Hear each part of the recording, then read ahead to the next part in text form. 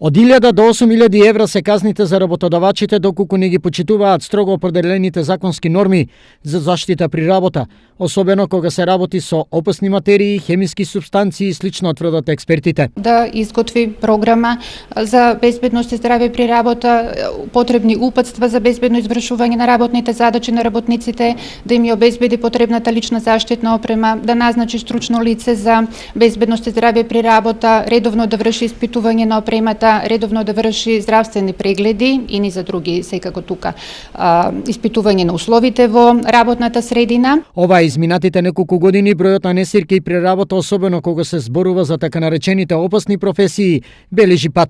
Причината е строгата законска регулатива. Таа ги обврзува работодавачите комплетно да ги заштитат вработените при извршувањето на нивните работни задачи, особено ако се во лабораториски услови или се работи со хемикалии и експлозивно опасни материи. Од друга страна пак, обврски на вработените се да ги почитуваат пропишаните упатства за безбедно извршување на работните задачи, да ја носат личната заштитна опрема која што им ја дадена, така да само со заедничко исполнување на обврските и од страна на работодавачот и од вработените можеме да кажеме дека ништо е направено во областа на безбедност и здравјето при работа, односно можеме да имаме здрави работни места или здрав работник на здраво работно место. И работниците се подлежни на казнивото законско слово.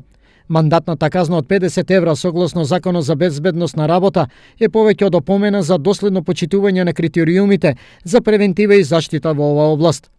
Ова меѓу другото денеска беше елаборирано по повод одбележувањето на Европската недела за безбедност и здравје на работа. Неделата се одбележува со серијал предавања како во средните, така и основни училишта во градот.